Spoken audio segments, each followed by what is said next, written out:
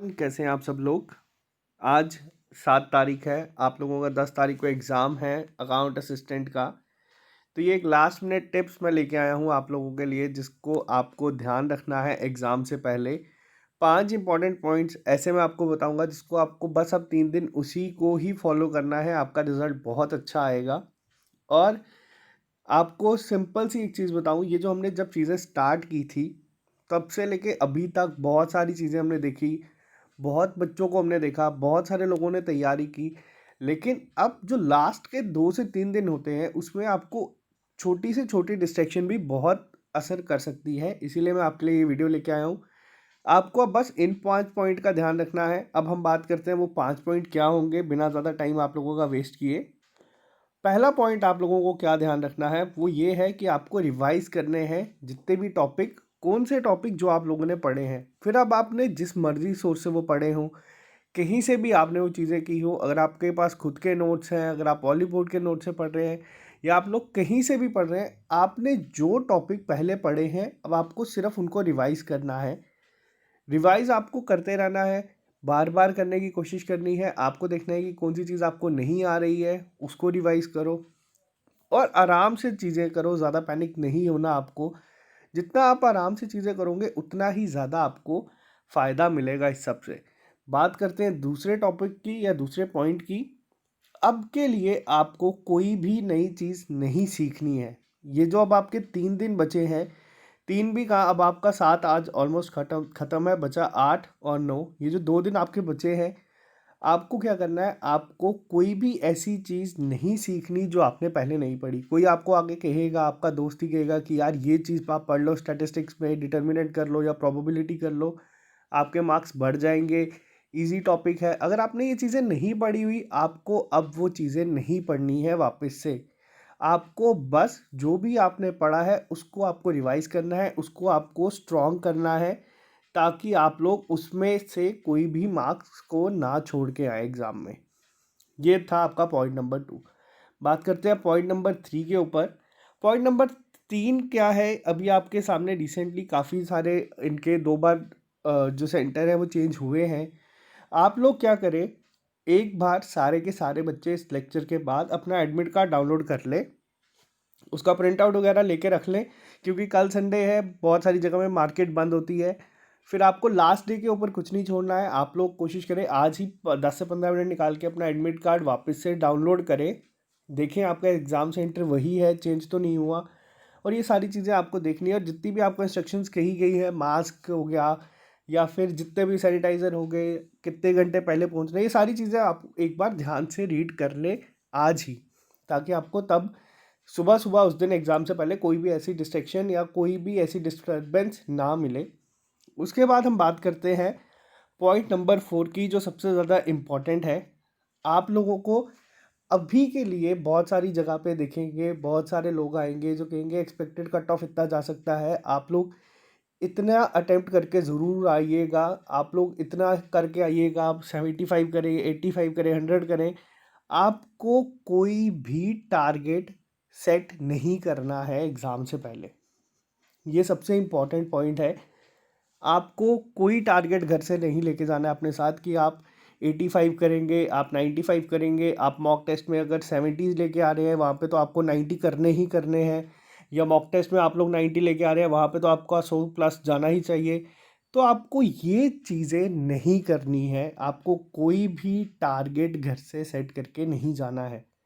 इसका एक बहुत बड़ा रीज़न है क्या, अब वो भी आप सुन लीजिए। आप लोगों ने देखा होगा, जब भी हम एनालिसिस वीडियो कोई लेके आते थे, उसके बाद हम एक एक्सपेक्टेड कट ऑफ बोलते थे, वो हम उस टेस्ट का बोलते थे। आज तक बहुत सारे मैसेजेस आते हैं कि कट ऑफ कितना जा सकता है। कट ऑफ कभी भी पेपर देखने से पहले कोई भी डिसाइड नहीं कर सकता और कोई भी प्रिडिक्ट नहीं कर सकता। ज़रूरी नहीं है कि जो आप लोग मॉक टेस्ट देते थे उसी डिफ़िकल्टी लेवल का आपको एक्चुअल एग्ज़ाम दिखे, या उसी डिफ़िकल्टी लेवल का आपको पेपर सेट करने वाला पेपर सेट करे। हो सकता है पेपर आपका इजी टू मॉडरेट हो सकता है मॉडरेट हो, या हो सकता है डिफ़िकल्ट हो। तो ये तीनों सिनेरियोज़ में आपके कट ऑफ जो है वो वेरी करेंगे। जो सारा का सारा डिपेंड करेगा आपके एग्ज़ाम पे कि आपका एग्ज़ाम किस तरीके से आया है और आपका जो अटेम्प्ट होगा, सिंपल सी अप्रोच आपको लेके जानी है। जो चीज़ें आपको आती हैं, जो चीज़ें आपने पढ़ी हैं, आप उसको मार्क कर दें। जो चीज़ें आपने नहीं पढ़ी, ये जो जो चीज़ें आपको नहीं आती हैं, उसको फ़िलहाल आप स्किप कर दें। जब आप लोग पूरा एक पेपर देख देंगे, आपको स्टार्टिंग में सिर्फ वही अटेम्प्ट करने हैं जो आपको 110% श्योर है कि आपने ये चीज़ें पढ़ी हैं और इसका आंसर यही होगा। उसके बाद आपके पास 120 मिनट है, हार्डली 45 टू 50 मिनट आपके लगेंगे मैक्सिमम पूरा पेपर एक बार देखने के लिए और आपको जो जो क्वेश्चंस आते हैं उसको मार्क करने के लिए। स्टार्टिंग के 10 से 15 मिनट मैंने आपको कहा है कि आपको पहले क्या करना है, पूरे पेपर को गो थ्रू करना है एक बार आराम से। जो जो लगेगा उसको तो आप उसी टाइम देखते रहेंगे और उसके बाद आराम से सेक्शन वाइज जो आपकी स्ट्रॉन्ग सेक्शन है, जैसे कईयों की अकाउंट्स है, कईयों की कंप्यूटर है, उसको उसी के अकॉर्डिंग आप अपने हिसाब से करेंगे। आपको मैं कुछ इसमें नहीं अपने वर्ड्स आप पे थोपूंगा, आपको जो एक्यूरेट लगता है, जो अच्छा लगता है, आप उस तरीके से उसको अप्रोच करेंगे।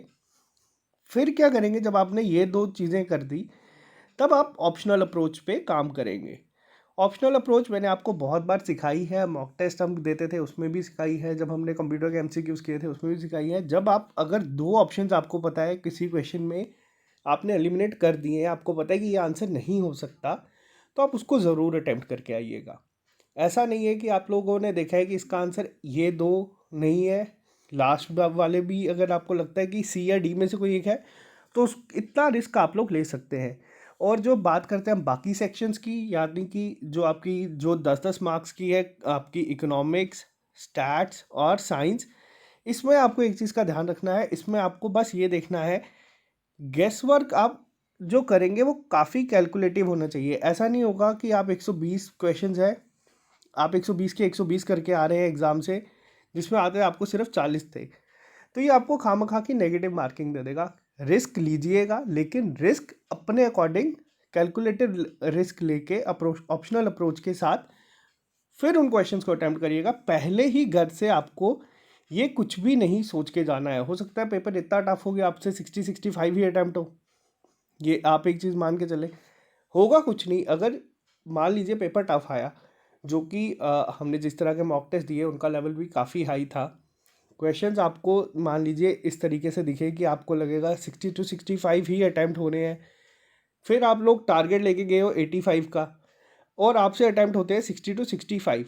अगर पेपर डिफ़िकल्ट आया तो मान लीजिए कट आपका 65 है, लेकिन अगर आपने नेगेटिव मार्किंग की सोच के 65 से डायरेक्ट 120 अटैम्प्ट कर दिए और उसमें आपके मान लीजिए 60 गलत हो गए, तो वो आपको कहाँ से कहाँ लेके आ जाएगा। तो ये चीज़ों का आपको ध्यान रखना है।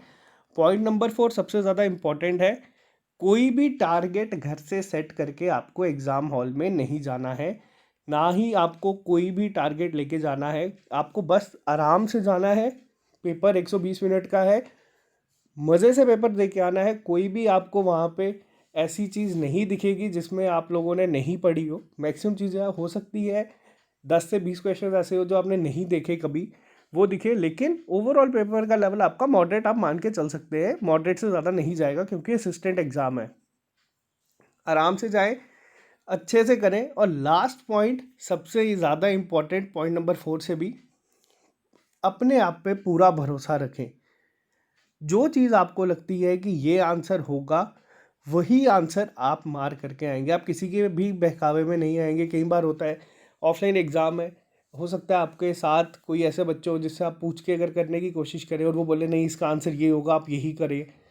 इन सब चीज़ों में नहीं पढ़ना है, अपना पेपर देने जाना है, अपने पे फोकस करना है, अपनी तैयारी पे भरोसा रखना है। आप लोगों का पेपर बहुत ही ज़्यादा अच्छा जाएगा। आप लोगों को बस छोटी सी चीज़ों का ध्यान रखना है। क्या चीज़ें मैंने आपको बोली है? पहली चीज़, रिवाइज करते रहे सारी चीज़ें।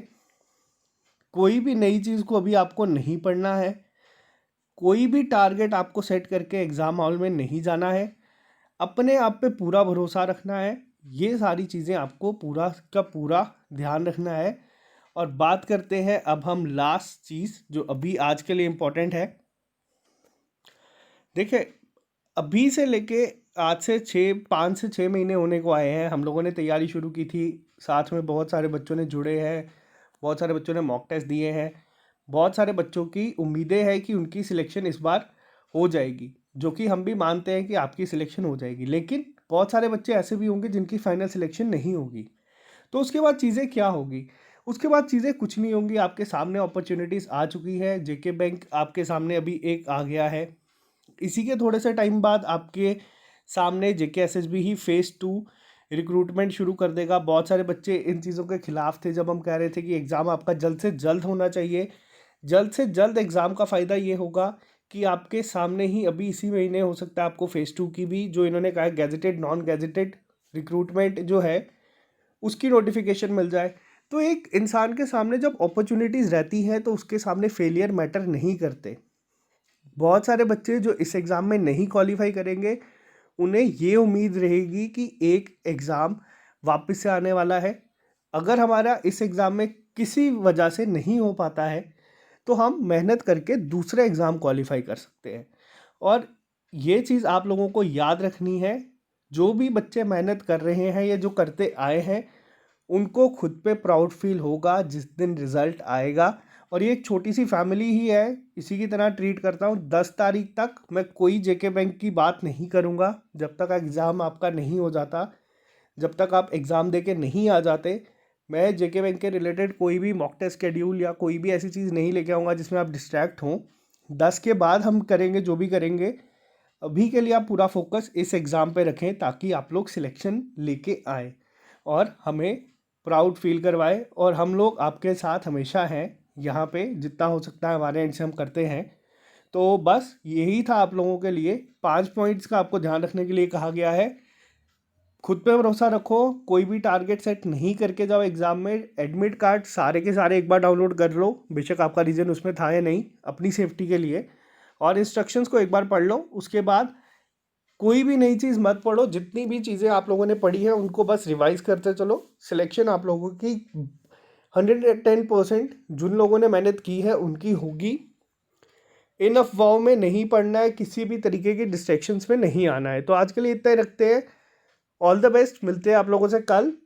मैं आपको एक बार बता दूंगा पेपर अटेम्प्ट करने का पूरा किस तरीके से होता है।